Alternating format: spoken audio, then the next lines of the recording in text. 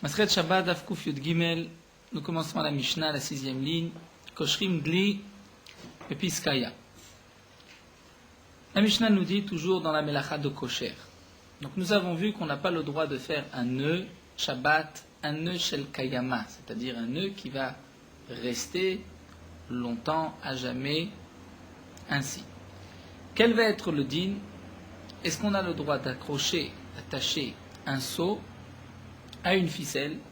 La Mishnah va nous dire que non. Pourquoi? Puisque généralement la corde, révèle la corde, lorsqu'on fait un nœud, on laisse la corde attachée au seau tout le temps. Donc c'est un nœud Shel Kayama, il y a une interdiction pendant Shabbat. Mais on a le droit, nous dit la Mishnah, Koshrin Delib et Piskaya, avec les lanières d'une ceinture. Puisque on ne va pas laisser cette ceinture sur le seau, donc les cordons de la ceinture. On va bien sûr l'enlever par la suite, c'est donc un kesher sheino shel kayama qui n'est pas là pour toujours, et on a le droit de le faire Shabbat. Avalo bechevel, mais on n'a pas le droit d'attacher un seau à une corde, puisque la corde, on va la laisser sur le seau tout le temps, et c'est un kesher shel kayama qui est là pour tout le temps, c'est une melacha. Rabbi Yehuda matir, Rabbi Yehuda permet. Nous verrons qu'est-ce que Rabbi Yehuda permet dans la Gemara. Klalama Rabbi Yehuda, voici ce que Rabbi Yehuda nous dit, voici la règle, Kok kesher sheno shel kayama, tout nœud qui n'est pas là pour tout le temps, shel kayama, ce n'est être là à jamais, en chayavim alav, on n'est pas chayav dessus, on n'a pas transgressé Shabbat si on le noue. Et la Gemara va poser la question chevel des mailles. Lorsque c'est marqué dans la Mishnah, on ne peut pas attacher le seau avec une corde, de quelle corde il s'agit? Il dit ma chevel de alma, si c'est une simple corde, Rabbi Yehuda matir, comment pouvons-nous expliquer que Rabbi Yehuda permet? Kesher shel kayamao, c'est un kesher shel kayama, c'est-à-dire c'est un nœud qui est là pour tout le temps. Lorsqu'on accroche, on fait un nœud avec une corde et un seau, on attache la corde sur le seau, c'est un nœud qui restera à jamais, et là c'est impossible de dire que Rabbi Yehuda permet. Et là, révèle des gardis. Nous dit la Gemara, il s'agit de la corde du tisserand. La corde du tisserand, le tisserand en aura bien besoin un jour, donc il va l'enlever. C'est un kesher sheno shel kayama. Alors pourquoi les chachamim ont interdit d'attacher le seau avec une telle corde? Eh bien là, la Gemara a compris que c'est une gzera. On t'a interdit la corde du gardi de peur que tu vas venir permettre une simple corde. Et Rabbi Yehuda, matir permet, puisque Rabbi Yehuda n'a pas fait de gzera. La Gemara nous dit, les mêmes bras, ça voudrait dire, des Rabbanan, Savri Gazanan, Chevel de Gardi, Atou Chevel de Almak, d'après les Chachamim, on fait une gzera, et on fait un décret, on t'interdit même le Chevel du tisserand qui normalement devrait être permis à cause d'une autre corde, un Chevel de Almak. Rabbi Yehuda savar lo gazrin, d'après Rabbi Yehuda on ne fait pas de gzera, urminu, et pourtant nous allons rapporter une braïta, ou c'est le contraire. On voit que d'après Rabbi Yehuda on est gozer, d'après les chachamim on n'est pas gozer. Quelle est cette braïta? C'est marqué chevel dli shenifsak, la corde d'un seau qui s'est brisée au milieu. Loye koshro, tu n'as pas le droit d'attacher les deux bouts de la corde, puisque c'est un kesher shel kayama, et là onevo, mais tu as le droit de faire une boucle, une aniva. Mais Rabbi Yehuda nous dit, korech alav punda o piskaya. Tu as le droit d'attacher autour punda. Rashi traduit punda par aussi une sorte de ceinture. O piskaya, ou avec les cordons de cette ceinture, ou bilvad shelo yanvenu. Mais à condition que tu ne fasses pas de aniva, c'est-à-dire que tu ne fasses pas de boucle. Donc on voit que d'après Rabbi Yehuda, on interdit la aniva, la boucle. Comment se fait-il que c'est interdit? Ce n'est pas un kesher. C'est que Rabbi Yehuda fait une gzera aniva à tout kesher. Si je te permets la aniva, la boucle, tu vas faire, là, tu feras par la suite un kesher. Donc aniva, c'est simplement, on va dire, entouré, ou une simple boucle comme on fait un nœud de chaussure. On fait d'abord un nœud et ensuite une aniva dessus. Donc on voit que Rabbi Yehuda interdit la aniva de peur que tu vas faire un nœud. Et les chachamim n'ont pas fait de gzera aniva tout kesher. Donc là dans cette gzera, nous voyons que c'est le contraire. Rabbi Yehuda fait des gzerot et les chachamim n'ont pas de gzerot. Caché de Rabbi Yehuda, caché de Rabbanan, nous avons une contradiction de Rabbi Yehuda et des chachamim. Negma répond de Rabbanan lo caché. Il n'y a pas de contradiction entre les chachamim. C'est vrai que dans notre Mishnah, les chachamim ont interdit de faire même avec la corde du tisserand, de peur que tu vas utiliser n'importe quelle corde. Donc là, on a fait une gzera. Pourquoi? Parce que chevel bechevel michlaf. Un homme peut se tromper entre une corde et une corde. Là, c'est une corde, là aussi, c'est une corde. Seulement, cette corde appartient au tisserand. Une corde qui est utilisée généralement par les tisserands. Donc, c'est vrai qu'il y a une différence, mais tu risques de te tromper. Mais aniva bekshira lo michlefe. Mais se tromper entre un nœud et une boucle, ça, personne ne va se tromper. Donc, si on te permet la aniva, tu ne vas pas aller faire un kesher, un nœud. C'est pour cela qu'on t'a permis la aniva. Et la Gemara nous dit de Rabbi lo kasha. Même Rabbi Yehuda, il n'y a pas de contradiction. Pourquoi? En vérité, Rabbi Yehuda fait une gzera. Rabbi Yehuda ne fait pas de gzera comme nous l'avons vu dans la Mishnah. Il nous permet d'utiliser la corde du tisserand et on ne craint pas que tu vas utiliser une autre corde. Alors comment se fait-il que d'après Rabbi Yehuda, la aniva, la boucle est interdite? Et la Gemara nous dit Atam lo mishum de michlefe. Ce n'est pas parce que tu vas confondre aniva bikshira, la aniva et le nœud. Et là, aniva gufa kshiraou. D'après Rabbi Yehuda, la aniva elle-même, c'est un nœud. D'après Rabbi Yehuda, la aniva est aussi interdite. C'est pour cela que Rabbi Yehuda interdit de faire une boucle. Donc nous avons vu que d'après Rabbi Yehuda, la aniva est interdite. D'après les chachamim, la aniva est permise. D'ailleurs, la halacha est comme les chachamim. Et la Gemara continue et nous dit Amar Rabbi Abba, Amar Rabbi Chia Barashi Amarav. Rabbi Abba dit au nom de Rabbi Chia Barashi, au nom de Rav Mevi Adam Chevel Mitor Beto. Un homme a le droit de prendre une corde de chez lui, de sa maison, Vekoshro Bepara, il a le droit d'attacher un bout de la corde sur le cou de la vache, et le deuxième bout de corde, il va l'attacher, l'autre bout, Beibou, sur le mangeoire de la bête pour attacher la bête. Donc Rav nous dit tu as le droit de prendre une corde de chez toi et d'attacher à ces deux endroits. Quel est le chidouche? On ne va pas dire que par la suite, lorsque tu veux détacher la vache, tu vas détacher qu'un seul bout de la corde et tu vas laisser la corde accrochée, par exemple au mangeoire, ou bien tu vas détacher le côté du mangeoire et tu vas laisser la corde attachée à la vache. On ne dit pas, tu vas enlever les deux. Aucun des deux n'est chez le Kayama. Etive Rabbi Acha Aricha, Deu Rabbi Acha Bar Papa, qui est Rabbi Acha Bar Papa, a posé la question des Rabbi Abba. C'est marqué dans une braïta, Chevel Shebeibus, la corde qui est attachée au mangeoir, Koshro Bepara, tu peux l'attacher au cou de la bête. Donc elle est déjà attachée au mangeoir avant Shabbat, tu as le droit maintenant de l'attacher à la vache. Pourquoi? Puisque c'est un nœud chez Noshel Kayama, tu vas par la suite le détacher, tu ne vas pas laisser la vache attachée tout le temps au mangeoir. Chez Bepara, si la corde est déjà attachée au cou de la vache, Koshro Beibou, tu as le droit de l'attacher au mangeoir. Ou Bilvad, chez Loyavi Chevel Mitor Beto Vikshor Bepara ou Beibous. Mais la Braïta nous dit, mais tu n'as pas le droit de prendre une corde de chez toi et de faire un nœud du côté du mangeoir et un nœud sur le cou de la vache, puisque là, un des deux, tu laisseras et tu ne vas défaire que l'autre. Et c'est un kécher chez le Kayama. Donc nous avons une contradiction, Rav nous a dit le contraire, l'Agma répond à Tam, Chevel de Alma, Acha, Chevel de Gardi. Dans la Braïta que nous avons rapportée, où c'est interdit de prendre une corde de chez soi et de l'accrocher à la vache au mangeoir, c'est une Chevel de Alma, une simple corde. Effectivement, une simple corde, si tu fais deux nœuds, il y a un des deux que tu laisseras par la suite. Mais Acha, ce que Rav a permis, c'est Chevel de Gardi, c'est la corde du tisserand.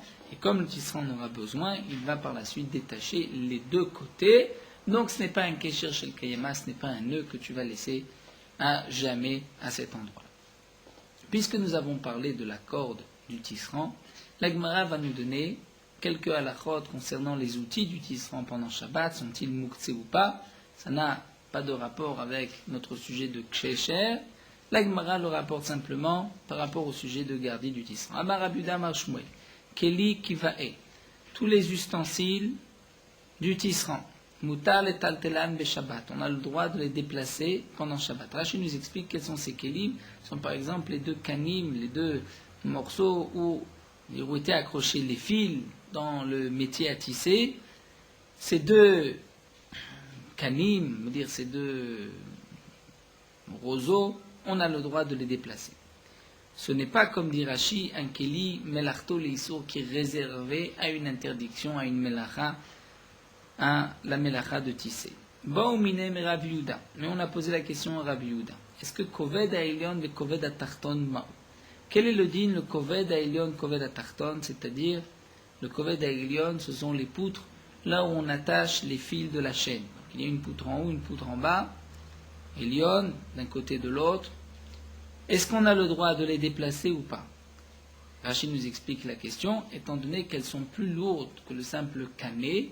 Donc, puisqu'elles sont plus lourdes, est-ce qu'elles sont réservées qu'au métier à tisser ou pas? Et donc, c'est cliché melarto les issour, c'est moukse, puisque c'est utilisé généralement à issour, ou bien tu as le droit de l'utiliser pour autre chose. Ici, on ne parle pas que tu vas tisser, mais tu veux les utiliser pour autre chose. In vela verafia biyade. C'est-à-dire, une fois, il a dit oui, non, il ne savait pas exactement, il n'a pas pu donner de réponse exacte. Itmar Rav Nachman Amar Shmuel Agman nous rapporte au nom de Rav Nachman, au nom de Shmuel, Keli Kivay Mutal et Tatel Mishabat, Afilu Koved Ha'elyon et Koved Ha'tachton. On a le droit de déplacer Shabbat tous les ustensiles du tisserand, c'est-à-dire du métier à tisser, même les deux poutres où sont attachés les fils de la chaîne, nous avons le droit de les déplacer. Aval lo et Amudim, mais non pas les piliers. Amudim, nous dit Rashi, ce sont des piliers qui avaient des trous que les femmes utilisaient lorsqu'elles devaient tisser un habit. Pourquoi les Amoudim on n'a pas le droit? Parce que comme nous allons le voir, les Amoudim sont enfoncés dans le sol et donc il y a un trou. C'est ce que l'Agma va nous expliquer. Amarle Raval Rav Nachman, Maïshna Amoudim Delo. Pourquoi on n'a pas le droit d'utiliser, de prendre les Amoudim, de les déplacer? Pourquoi sont-ils considérés comme moukse plus que les poutres où sont attachés les fils de la chaîne?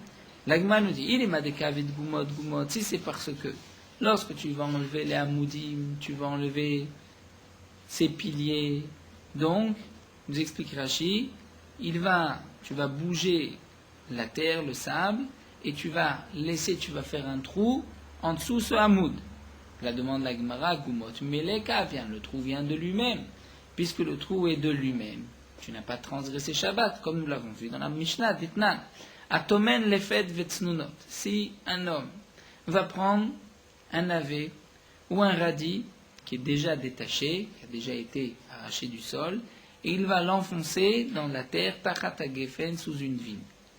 Y a-t-il un problème de kilaïm? Puisque là nous avons une vigne, à côté on va mettre un radis. Est-ce que c'est permis ou c'est un mélange? Il y a une interdiction de kilaïm, kilezraïm.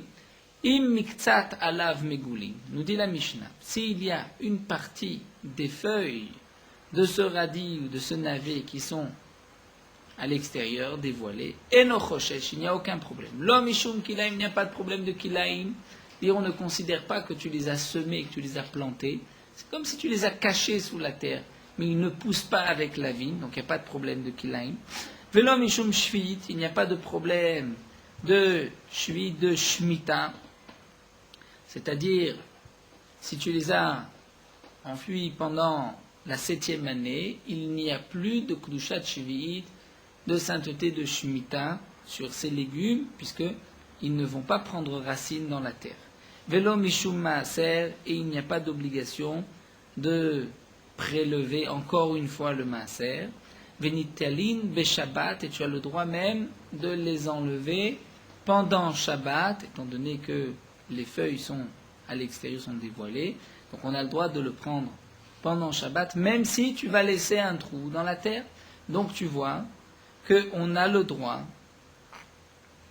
de prendre un légume, ou là aussi de prendre la poutre, même si tu vas laisser un trou, étant donné que ce n'est pas toi qui fais le trou vient de lui-même. L'Agma répond, c'est différent. Basade loate la gumot. Lorsque tu prends un radis qui est sous la terre, dans un champ, il n'y a aucun problème, puisque tu ne vas pas aller ensuite égaliser le trou. Il y a une interdiction, la chouïe goumot. Dans le champ, tu ne vas pas le faire, puisque même s'il reste un trou dans le champ, c'est pas grave. Mais acha babait. Mais ici on parle lorsque ces amoudim se trouvent dans la maison. Lorsque tu les enlèves et que tu laisses un trou, là on craint qu'à tel la chouïe goumot, tu vas refermer le trou pour aplanir le sol. Et dans une maison, il y a une interdiction de chouïe goumot, mishum bonnet. Donc la Gemara nous a dit, les kelim du tisserand, nous avons le droit du métier à tisser de les déplacer, à l'exception de ces amoudim. Rabbi Yochanan pose une dernière question. Arabuda bar Livai, Keli Kivae, Kegon Koved Alion et Koved Atarton, Maoul et Tatelan Beshabbat. Donc là, c'est la même question que Rabbi Yochanan a posé Rabuda bar Livai. Est-ce que les outils du métier à tisser, comme la poutre, les poutres où on attache les fils de la chaîne, est-ce qu'on a le droit de les déplacer Shabbat ou pas? Amarle, il lui a dit, En metaltelin, on n'a pas le droit de les déplacer, elles sont muktzeh. Matam, pour quelle raison? Les fiches et en nitalim. Étant donné que même en semaine, on n'a pas l'habitude de les déplacer, puisque ce sont des poutres qui sont très lourdes. Donc même le jour de Shabbat, tu n'as pas le droit. Ces poutres sont réservées au métier à tisser, c'est Keli Shemenachto Leiso. La Gemara continue et nous allons voir l'interdiction de plier des habits Shabbat. Mekaplim et takelim afilu arba vechamisha pe'amim. On a le droit de plier des habits, des draps. Donc kelim ici, ce n'est pas des ustensiles, ce sont des habits, des petits morceaux donc, du tissu. Afilu arba vechamisha pe'amim. Même 4 ou 5 fois. Donc Rashi nous dit des habits, lorsqu'on les a enlevés, et qu'on va les plier, on les plie pour ne pas que les habits se froissent. Donc ils deviennent plus souples aussi, nous dit Rashi, lorsqu'on les laisse et qu'on ne les plie pas. Donc celui qui veut les plier, la Mishnah nous dit, tu as le droit de les plier même 4 à 5 fois. Donc bien sûr, la Gemara va nous expliquer que ce n'est pas si évident, c'est seulement dans un cas très précis qu'on a le droit de plier des habits. On a le droit de préparer le lit du vendredi soir pour le Shabbat matin, c'est-à-dire si on veut encore dormir pendant Shabbat. Avalomi Shabbat le Motzai Shabbat, mais on ne peut pas préparer le lit pour Motzai Shabbat, puisqu'à ce moment-là, c'est une achana pour le lendemain. Rabbi Ishmael nous dit, on a le droit de plier des habits ou de préparer les lits, même du jour de Yom Kippourim qui est tombé un vendredi, pour le lendemain pour Shabbat. Et les graisses d'un korban qui a été sacrifié Shabbat peuvent être brûlées pendant Yom Kippourim, lorsque Yom Kippourim tombe un dimanche. Mais on ne peut pas brûler les graisses d'un korban qui a été fait vendredi, qui tombe Yom Kippour, lorsque Yom Kippour tombe vendredi, Shabbat, le lendemain, le jour de Shabbat. Rabbi Akiva Omer, Lo shel Shabbat krivim Yom Kippourim, velo shel Yom Kippourim krivim Shabbat. Rabbi Akiva lui dit que ni dans un cas ni dans l'autre, on ne peut brûler les graisses qui ont été donc, ou bien sacrifiées Shabbat, on ne pourra pas les brûler le lendemain Yom Kippour, ou lorsqu'ils ont été sacrifiés Yom Kippourim, les brûler pendant Shabbat. Donc nous verrons bien sûr, la Gemara va reprendre toute cette Mishnah et l'expliquer. Tout d'abord, nous allons reprendre le din de plier des habits. Amre de Rabbi Yannai, le Beth Midrash de Rabbi Yannai a dit, dans quel cas on a le droit de plier des habits, lo shanu la be'adam echad, seulement si c'est un homme tout seul qui plie des habits. Aval bishne bene adam lo. Mais lorsque deux personnes vont plier ensemble des habits, là c'est interdit. Puisque nous dit Rashi, lorsque deux personnes plient des habits, donc ils vont bien tirer sur l'habit, enlever les plis. C'est comme si on arrange l'habit, et c'est là l'interdiction de plier un habit pendant Shabbat, puisque c'est comme si on l'arrangeait. Ou bien Adam echad name, la Mishnah Gemara nous dit, et même un homme qui veut plier un habit, namelo amran, c'est-à-dire on a permis de plier à cet homme l'habit, et la bechadashim, seulement des nouveaux habits. Aval bi yeshenim, mais lorsque ce sont des vieux habits, l'eau, on ne pourra pas les plier. Pourquoi? Puisque les vieux habits, lorsqu'on va les plier, on va les arranger. Un nouveau, c'est-à-dire qui n'a jamais été encore lavé, lorsque tu le plies, tu ne vas pas vraiment l'arranger, puisque les plis sont encore là, il n'est pas vraiment froissé. Et même les habits nouveaux que nous avons permis de plier, lorsque un seul homme va les plier, et lo amran et la belévénite, ceci n'a été dit que pour des habits blancs, mais des habits de couleur, même s'ils sont neufs, on n'a pas le droit de les plier, puisque même dans ce cas-là, c'est mirzek metaken, comme si tu l'arranges. Velo amran la chaîne et tout ce qu'on a dit que tu as le droit. Donc un seul homme a le droit de plier un habit neuf lorsque cet habit est blanc. C'est seulement lorsque il n'a pas d'autre habit, il n'a pas de quoi changer pour Shabbat. Mais s'il a de quoi changer, il a un autre habit, il n'a pas le droit de plier. Donc effectivement, Tosfot rapporte ici le din du talit, que le talit de Knesset, en plus c'est pour demain qu'on le plie, ça devrait être interdit. Bon, c'est vrai que c'est une grande marloquette pour le talit. Certains permettent de plier le talit dans le sens contraire des plis. et de ne pas simplement en faire une boule et le jeter, le mettre de côté. La Gemara nous dit Tana shel bet Rabban Gamliel ou ayume kaplim kelil lavan shel laem. La maison de Rabban Gamliel n'avait pas l'habitude de plier les habits blancs, mipnei shailem lachlif, parce qu'ils avaient de quoi changer. Donc c'est une preuve à ce que nous avons vu. Amar Ravuna Ravunan lim yeshlo lachlif yachlif.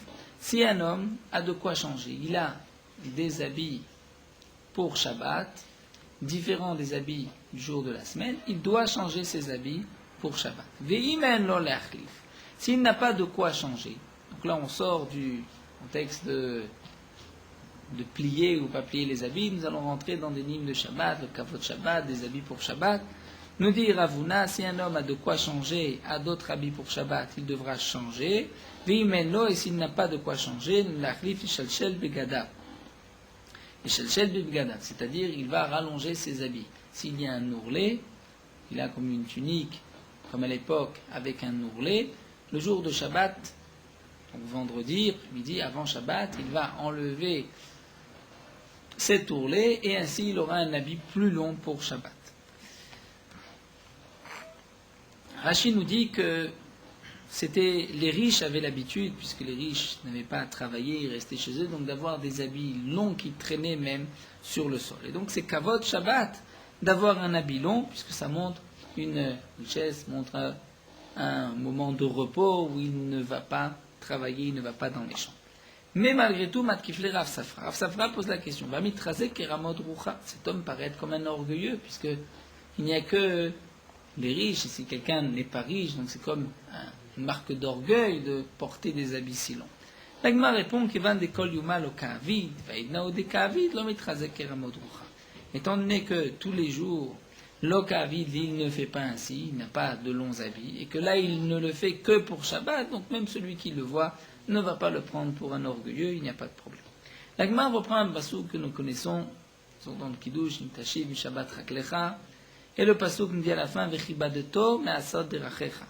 Tu vas respecter le Shabbat, me'asod derachecha, de faire tes derachecha, tes chemins habituels de ce que tu as l'habitude de faire en jour de semaine. C'est-à-dire, honorer le Shabbat, c'est de ne pas faire ce que tu as l'habitude en jour de semaine. Vechibadeto, donc l'Agma va expliquer que signifie Vechibadeto. Sheloye malbushecha shel Shabbat ken malbushecha shel chol. Ton habit de Shabbat ne doit pas être comme l'habit de semaine. C'est-à-dire, il faut avoir un habit différent, mais du lachon de l'Agma, c'est que même les habits de Shabbat étaient différents dans leur forme, peut-être dans leur couleur, que les habits de la semaine. L'habit de Shabbat n'est pas comme un habit de semaine. C'est-à-dire, lorsqu'on dit, tiens, il est habillé en habit de Shabbat. Vechia de Rabbi Yochanan, et comme Rabbi Yochanan avait l'habitude de dire, Karel et Mané, Mechabdotai. Il appelait ses habits Mechabdotai, ceux qui le respectaient. C'est-à-dire, nous explique Rashi, les habits respectent, Mechabdim Malen, respectent celui qui les porte. Dire, un homme peut être jugé selon la manière comment il est habillé. Lorsqu'il est bien habillé, donc ses habits lui donnent un honneur, lui donnent un kavod, et donc ça fait partie du kavod Shabbat de porter de beaux habits. Mais asod derachecha, la suite du pasouk, donc tu respecteras Shabbat, de ne pas faire derachecha tes chemins, dire tu le respecteras, mais asod de faire derachecha, c'est-à-dire tu ne vas pas faire ce que tu as l'habitude de faire. Shelo yeiluchacha shel Shabbat kiluchacha shel chol. Ta marche pendant Shabbat ne doit pas être la même que celle de Yom Chol, et nous verrons, la Gemara l'expliquera par la suite. Ensuite, le pasouk nous dit mimetzo chefsecha. Vedaber là-bas. C'est-à-dire tu vas aussi respecter le Shabbat en ne faisant pas ce que tu as l'habitude de faire, tes occupations habituelles, et Vedaber d'abord, et aussi les paroles habituelles, les paroles de la semaine. Que signifie Mitzvah Chefzecha?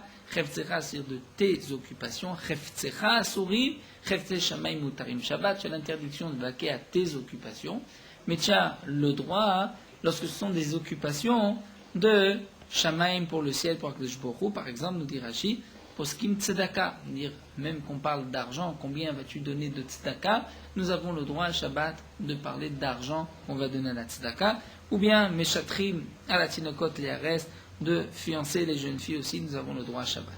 Vedaver Dabar, la suite du Passouk, dont tu devras respecter Shabbat, de ne pas parler Shabbat comme un jour de semaine, Shelo dit Boucha shel Shabbat qui dit Boucha shel Chol. Tu n'as pas le droit de parler Shabbat comme un jour de la semaine. Rashi explique c'est-à-dire tu ne parleras pas de vente ou de tes comptes pendant Shabbat.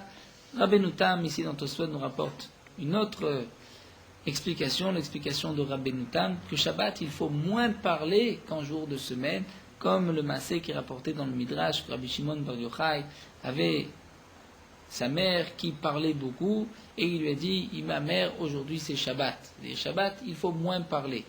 C'est-à-dire, même si ce ne sont pas des paroles interdites, mais il faut diminuer la parole pendant Shabbat, comme c'est marqué dans l'Yerushalmi, avec difficulté, on a permis de saluer Shabbat. C'est-à-dire, tellement le jour de Shabbat, un jour Kadosh, qu'il faut diminuer toute conversation. Bien sûr, des vrais Torah, des rimes concernant Shabbat, c'est Mouta. La Gemara nous dit, puisque c'est marqué Vedaber, donc une parole, Dibour Assour. On va reprendre l'explication de Rashi. Donc tu n'as pas le droit de parler de commerce et de compte, aval hirur mutar, mais tu as le droit de penser. C'est-à-dire tu as le droit de faire des comptes, combien tu vas dépenser pour ce champ, ça tu as le droit, si ce n'est que behirur en pensant, sans le dire. Donc la Gemara reprend. Vishlama kul lechai. Et tout ce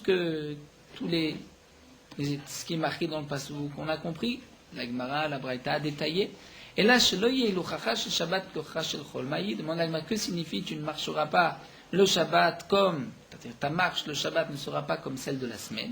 La Gemara explique qu'il y a Ravuna, Marav, comme Ravuna a dit au nom de Rav Amrila, Marabi Abba Maravuna, ou d'après certains, c'est Rabbi Abba qui a dit au nom de Ravuna. Hayam me'aler be Shabbat. Si un homme marche Shabbat, ou paga be'amat amayim, il rencontre un petit courant d'eau. Si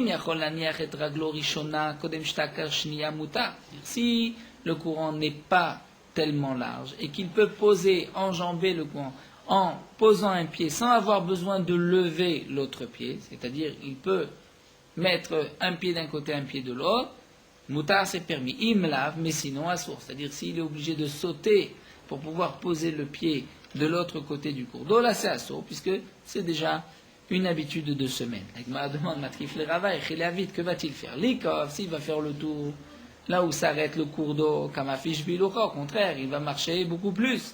Liaver, s'il va passer, mettre le pied dans l'eau, zimnen de mitafsan manemaya, parfois ses habits vont se mouiller avec l'eau, va telidesrita, et il viendra par la suite à essorer ses habits, qui est une interdiction. Et la Béha nous dit l'Agma dans ce cas-là, Kevan de l'Efchar Shapir Damé, puisque tu n'as pas le choix, tu es obligé de traverser en sautant, tu as le droit.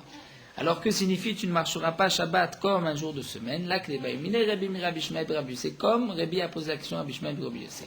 Est-ce qu'on a le droit de faire de grands pas pendant Shabbat? Rashi explique que signifie un psiagasa, c'est plus qu'une ama, plus que 50-60 cm. Psia Benoni, en général, c'est une ama. Amarle, donc Rabbi Ishmael Rabbi Yossé a répondu à Rabbi, tu me poses la question, est-ce qu'on a le droit de faire de grands pas Shabbat? Mais même en jour de semaine, est-ce qu'on a le droit? Shani Omer, Psiag Gassa, puisque moi je dis que lorsqu'un homme fait de grands pas, un grand pas enlève 1/500 de la vue de l'homme, l'éclat de la vue de l'homme. Donc il ne faut pas faire de grands pas. Bien sûr, lorsqu'on va faire 500 pas, on ne devient pas aveugle, puisque c'est chaque fois 1/500 de ce qui reste.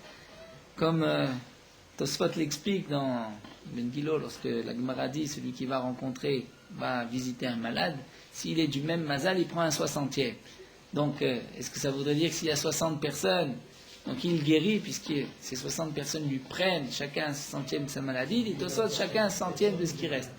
Pardon? Donc si lui il va voir 60 personnes aussi, il devient malade. Donc c'est bien sûr toujours 1/100 de ce qui reste. Donc l'Agma nous dit, la psiagasa prend 1/100 de la vue de l'homme, ou mais on peut le récupérer, bekidusha de beshimsha, avec le kidouche du vendredi soir. D'après Rashi, c'est en goûtant, en buvant le kidouche du vendredi soir. D'après d'autres rishonim, c'est en regardant le verre, dans le verre du kidouche.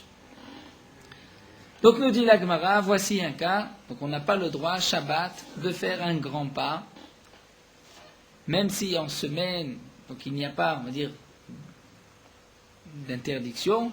Bon, là la Gemara nous a dit qu'il y a malgré tout, ce n'est pas bien de faire de grands pas, puisque ceci enlève de la vue de l'homme. Mais c'est l'explication de la Gemara qu'on n'a pas le droit de faire de psiagasa pendant Shabbat, c'est ça, Shelo yuchra be Shabbat, ki luchacha bechol. Bechol, elle veut dire, on ne peut pas. Maintenant, peut-être Shabbat, il y a un Issour. La Gemara rapporte toujours que Shabbat, il y a un Issour particulier. A priori, la conclusion de la Gemara, c'est que on rapporte ce que Rabbi Ishmael ben Rabbi Yossé, c'est-à-dire la question de Rébi, mais la réponse de Rabbi Ishmael ben Rabbi Yossé n'est pas... C'est pas un Issour pendant Yom Kol. Il vaut mieux pas faire de grands pas. Mais Shabbat, ça veut dire d'être un Issour. L'Agma continue, Rabbi Ishmael ben Rabbi Yossé. Rabbi a posé une question à Rabbi Ishmael ben Rabbi Yossé. Donc nous avons une première question. L'Agma continue. Est-ce qu'un homme a le droit de manger de la Adama, de la terre, de l'argile, le jour de Shabbat? Amarle, il lui a dit, est-ce qu'un jour de semaine on a le droit? Shani Omer Bechol Asur, parce que moi je dis que même un jour de semaine c'est interdit, nous dit Rabbi Ishmael ben Rabbi Yossé. Mais Pnei Shu Malke, parce que l'argile rend malade celui qui la consomme. Amar Rabbi Ami nous dit que l'ochel me'afra shel Babel, tout celui qui mange de la terre de Babel, qu'il ochel mi basar avotav, c'est comme s'il mange de la chair de ses ancêtres, c'est-à-dire de ses ancêtres qui habitaient en Galut à Babel et qui sont morts là-bas. C'est comme explique le Maharsha, et lorsqu'on mange de la terre, par exemple en Eretz Israël, on n'a qu'à dire aussi c'est la terre de nos ancêtres. Et le Maharsha en Eretz Israël, on faisait attention chaque fois dans les cimetières de bien indiquer ici il y a un cimetière, donc on ne viendra pas à manger. Alors qu'en Babel, on ne pouvait pas toujours signaler les Batei Kvarot. Veillez Shomrim, et d'après certains, Kilo Ochel Shkatzim Remashim, c'est comme s'ils mangent des reptiles et des rampants. Dirtiv, puisque c'est marqué, Vayamach et Kolaikum, au moment du déluge, donc tout ce qui existait dans le monde a fondu. Et Amar Esh Lakish, Lama Nikra Shema Shin'ar. Pourquoi Babel est appelé Shin'ar? Chez Kol Mate Maboul Ninaru Lesham, puisque tous les morts du Maboul, Ninaru Lesham, ont été renversés, sont arrivés à Babel.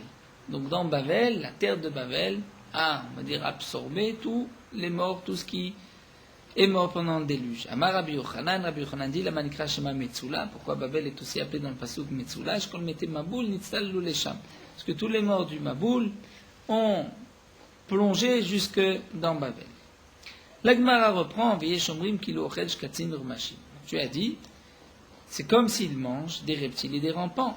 Mais ça demande l'Agmara, Vavadayit Muriyit Machu. C'est-à-dire, lorsque un homme va manger de la terre, c'est sûr que le reptile n'est pas devenu de la terre. Le reptile a fondu par le déluge, parce que c'était de l'eau chaude.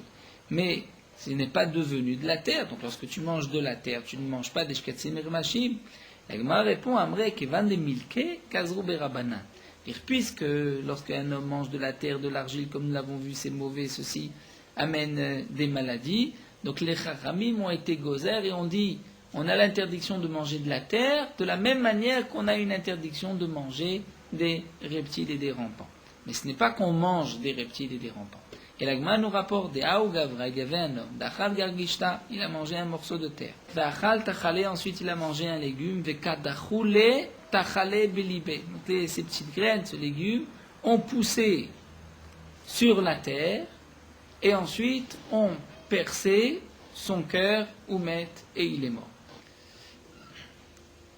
On pourrait poser la question ici, donc quelqu'un a mangé un morceau de terre et qu'ensuite il avale des graines et qu'il pousse des légumes, et s'il y avait un légume qui sortait maintenant de sa bouche, on pourrait faire une bracha dessus.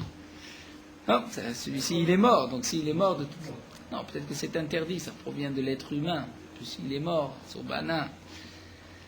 La Gemara continue, c'est marqué dans le Passouk au sujet de Ruth, et nous allons expliquer quelques psukim du Sefer Ruth, Megillat Ruth. Naomi a dit à Ruth, Verachatzt, et tu te laveras. Vesach, et tu t'enduiras, d'huile. Enfin, Vesam Tsimlotaïr, et tu mettras tes habits sur toi, et ensuite tu iras rencontrer Boaz. Amar Rabbi Elazar et le Bgadim Shel Shabbat. Nous dit Rabbi Elazar, il s'agit des habits de Shabbat. Rashi nous explique, parce qu'il lui a dit tu t'habilleras. Que signifie tu t'habilleras? Il n'était pas nu. Pourquoi lui dire tu t'habilleras? C'est-à-dire tu changeras tes habits, tu prendras les habits de Shabbat. Tel le chacham bechakemot. Dit le passouk dans Michelet, donne au chacham, donne une petite allusion, et lui va devenir encore plus chacham. Amar Rabbi Elazar nous dit Ruth Amouavia et Shmuel Ramati. C'est Ruth et Shmuel. Ruth Deilo Naomi Kamrala, puisque Naomi a dit à Ruth, Verachatz, Vesam Tzimlotaïr, Alaïr, Viyarat Agoren. Ruth, Naomi a dit à Ruth, d'abord tu vas te laver, t'enduire, ensuite tu mettras tes habits et tu iras ensuite dans la grange là où dort Boaz. Veilo Bedida, mais lorsque elle a agi, a fait la même chose, qu'est-ce que c'est marqué dans le Pasuk Tiv? Vatered Agoren, d'abord elle est descendue, elle a été dans la grange. Et ensuite, Vadadar, c'est marqué Vatas, Kichol Asher Tzivta Chamota, il a fait tout ce que sa belle-mère lui a dit. C'est-à-dire, nous explique Rashi, elle n'a pas voulu s'habiller bien, les habits de Shabbat avant, et ensuite marcher dans la rue, pour ne pas qu'on la prenne pour une prostituée. Donc elle a d'abord été jusqu'à la grange, et ensuite, elle s'est préparée. Shmuel, nous dit la Gemara, puisque nous savons dans les Psukim, c'est marqué, lorsque Shmuel était avec Élie, et qu'il y a Kadosh Baruch Hu qui l'a appelé plusieurs fois, Shmuel, chaque fois, pensait que c'était Élie qui l'appelait. C'était la première fois que Kadosh Baruch Hu s'est adressé à Shmuel. Et Élie a dit à Shmuel, Shechav, et recouche-toi. Vayaim ikra elecha. Et si Kadosh Baruch Hu va t'appeler encore une fois, Vamarta, tu diras, Daber Hashem, parle à Kadosh Baruch Hu, qui shomea avdecha, parce que ton serviteur écoute. Mais lorsque Shmuel a agi, c'est marqué Vilo Bedidekti, parce qu'il a accompli ce que Élie lui a dit, c'est marqué Vayavo Hashem, Vaitiatzer, Kadosh Baruch Hu est venu, il était devant Shmuel, Vaikra, Kepam, Bepam, il a appelé comme les premières fois Shmuel, Shmuel, Vayomer Shmuel, Daber, Kishomea Avdecha. Shmuel a dit, parle, car ton serviteur t'écoute, Velo Amar Daber Hashem. Mais Shmuel n'a pas dit, parle à Kadosh Baruch Hu, puisque Shmuel a eu peur, s'est dit, je ne sais pas si c'est Hashem, peut-être que ce n'est pas Kadosh Baruch Hu qui s'adresse à moi, donc il n'a pas voulu mentionner le nom d'Akadosh Baruch Hu en vain. Donc on voit, que aussi bien Ruth que Shmuel ont reçu comme un ordre, une idée, et eux-mêmes ont développé avec leur chokhmah pour, donc Ruth, ne pas faire quelque chose qui n'était pas décent, et pour Shmuel, de ne pas prononcer le nom d'Akadosh Baruch Hu en vain. Vatelech, Vatavo, Vatelaket Basade. C'est marqué dans le passage qu'elle a été et elle a ramassé dans le champ. Amar Rabbi Lazar, Sha'alcha Ubat, que signifie Vatelech, Vatavo, elle a été, elle est revenue.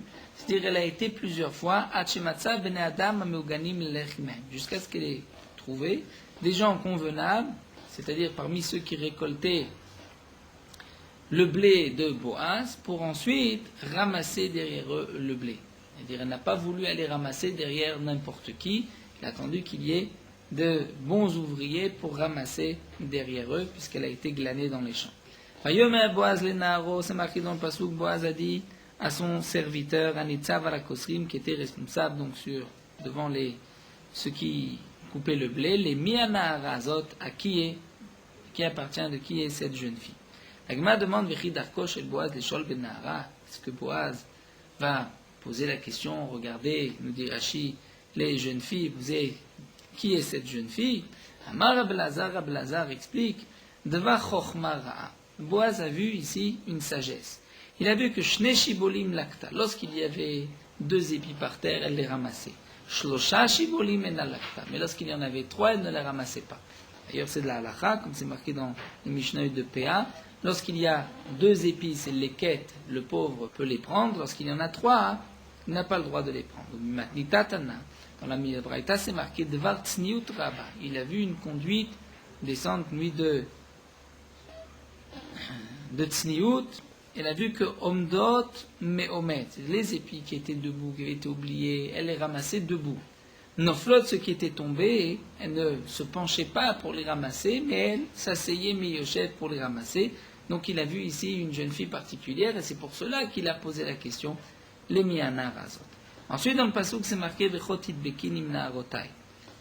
Donc Boaz a dit à Ruth, reste, viens glaner dans ce champ-là, ne va pas ailleurs, et tu pourras, Titbekin, c'est-à-dire t'attacher aux jeunes filles qui sont chez moi, qui travaillent chez moi. Et là, la Gemara demande, Vechi Darko Shel Boaz les Dabek Manashim, est-ce que c'est l'habitude de Boaz, les Dabek? D'après une autre version, c'est les Daber de parler avec les femmes, ou bien les Dabek, c'est-à-dire de se coller, si on peut dire, de s'attacher aux femmes, bien qu'il ne lui a pas dit de s'attacher à lui. Boaz a dit à Ruth de s'attacher à ces jeunes filles. Mais le Maharsha nous dit, le lachon de Chotit Bakin, s'attacher, n'était pas un mot adéquat. Et si Boaz l'a dit, c'est qu'il y avait ici une signification. Amar Rab Lazar explique. Kevan de Chaza, Fatisha Korpa Lechamota, Verut Dafkaba, puisque Boaz a vu que lorsque Naomi a dit à Orpa et à Ruth, retournez dans votre peuple, à ce moment-là, c'est marqué que Orpa a embrassé sa belle-mère et elle est partie. Mais Ruth est restée d'Afkaba, s'est collée à Naomi. À ce moment-là, Amar, la Boaz a dit, Chareli Dvukeba, c'est-à-dire on a le droit, c'est bien de s'attacher à une telle jeune fille. Donc c'est là la signification Vechotit Bakim Narot. Vayomer la Boaz l'etaochel, au moment du repas, Boaz lui a dit, Geshi à l'homme, approche-toi ici. Amar Rab Lazar, lorsque Boaz a dit à l'homme, Remez Ramazla, il lui a fait une allusion. Atida Malchut Bedavid Atzet Mimer, dire dans les temps futurs, la royauté de la maison de David descendra de toi. Dirtiv, comme c'est marqué, Dirtiv B, au sujet de David Ameler, c'est marqué à l'homme. Shenema, comme c'est marqué, Vayavo Ameler David, Vaishev Hashem, le roi David est venu et il s'est assis devant Akadosh Baruch Hu. Vayomer, il a dit, Mian Ochi Hashem Elokim Umi Beti. Qui suis-je, Akadosh Baruch Hu, et qu'est-ce qui est ma maison qui est Vitani Adalom, que tu m'as amené jusque-là. Donc on voit que David Ameler a repris le terme de Halom. Ensuite, Boaz a dit à Ruth, Vetavalt Piter Bechometz, et tu tremperas ton pain dans du vinaigre. Amar Abelazar, de là on apprend, Mekan Shachometz, il a fait les charab. Lorsqu'il fait très chaud, il est bon de consommer du vinaigre. Rabbi Shmuel Ben Nachmani Omer, Remez Ramazla. Là, Boaz lui a fait aussi une autre allusion. Atid Ben Atzet Mimer, un enfant descendra de toi, de ta descendance, chez Maasav Kashim Kechometz, que ses actions vont être dures comme le vinaigre. Il va être Oved Avodazara ou Manu Menaché, c'est Menaché qui était un descendant de David Ameler. Vateshev Mitzad Akosrim, elle était assise à côté de ceux qui récoltaient le blé. Amar Ablaza Mitzad Akosrim, Velo Betoch Akosrim.